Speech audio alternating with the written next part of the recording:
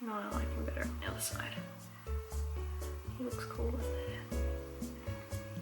Yeah, that looks... Oh, I hate it. I hate it so much. Okay, stay.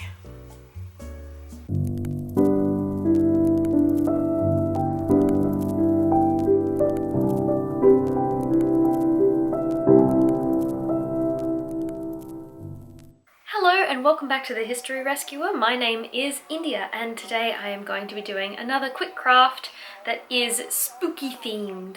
I was planning on doing a Halloween photo shoot this year, but unfortunately I missed out on a spot in that photo shoot, and even though I missed out, which I was very disappointed about, I still wanted to make the concept costume that I was planning on making for this photo shoot, and one of the accessories for that is a Spiderweb fan, and I thought to myself that I could probably do this myself quite easily and just upcycle it from existing materials that I already have. So in order to do that, I'm going to show you my process and how it's done. So let's jump straight into it.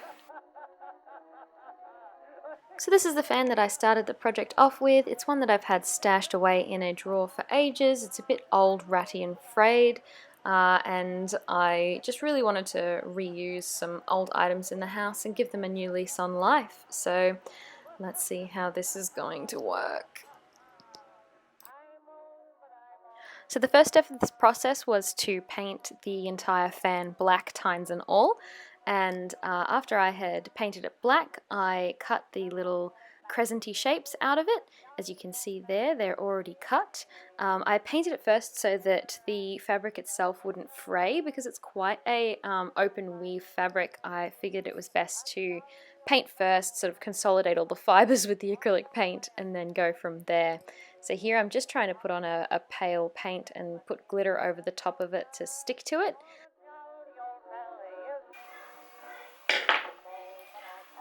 I'm not sure I'm liking it. It's not really doing what I want it to do.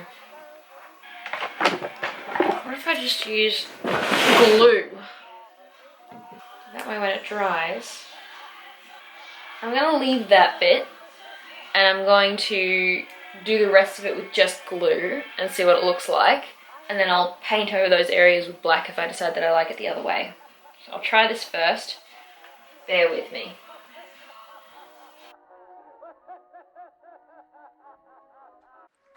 So it's day 2 of this project, and you can see that there is a very clear difference there between what the white paint with glitter and just the glue with glitter looks like. I really like the straight glue with glitter look much more, so I decided to go back and paint back over the white and just fix it up and make it all that uniform clear glue with glitter combination. As you can see, this is an incredibly simple craft. All I'm doing is painting with a standard acid-free PVA type glue straight onto the fan, and then I am dropping a significant amount of glitter onto the fan and then transferring whatever loose glitter is left off the fan onto another surface so that I can then continue to reuse it and aim to not get it everywhere. Unfortunately, I did in fact get it everywhere, and in the weeks following the completion of this project, I am still finding glitter on almost everything that I own. It truly is the herpes of the craft world. For those who are unused to using glitter in projects, all I'm doing there when I'm tapping my finger is kind of bouncing the glitter around a little bit to try and get it to settle in the places where the adhesive has been put. That is the easiest way to do it. It's kind of like playing with sand, and yeah, it seems to help that little tappity tap tap to get it to sit in the right places and manipulate it.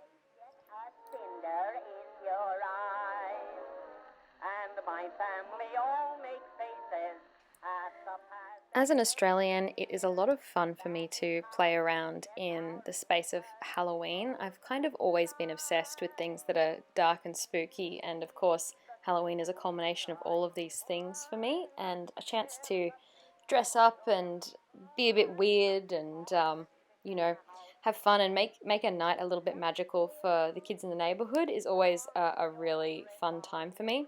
In Australia, Halloween isn't the most popular holiday around. There are quite a few people who consider it to be an Americanized, cash grab for money, but I really enjoy it, and I think that we are slowly growing to see that local neighborhoods are being more accepting of it as a holiday. So let me know in the comments what you do in your country for Halloween, and if you celebrate something similar or if it's just not even around, not even a thing. And without further ado, it's time for the final reveal.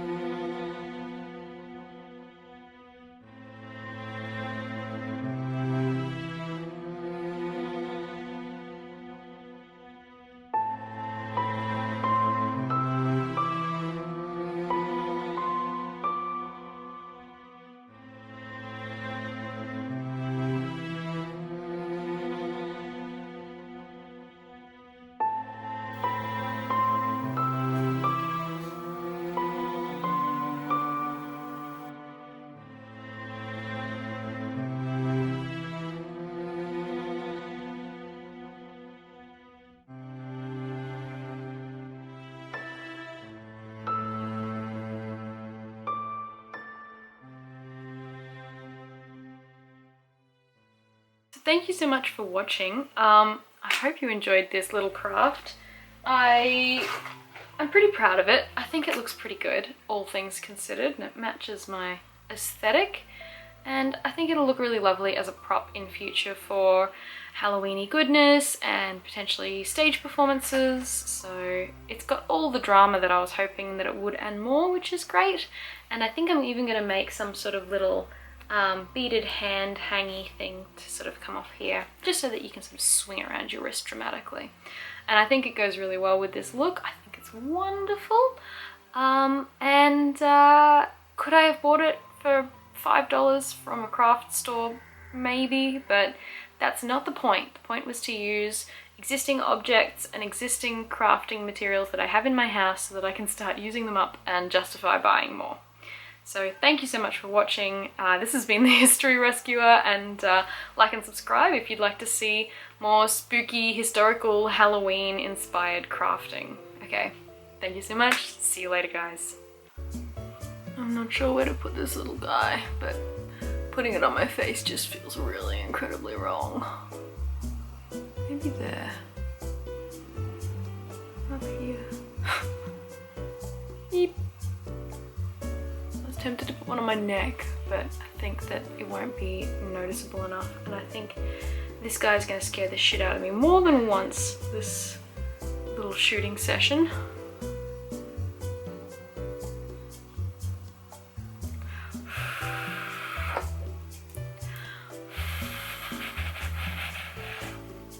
I really like this hairstyle though. I think this is a lot of fun.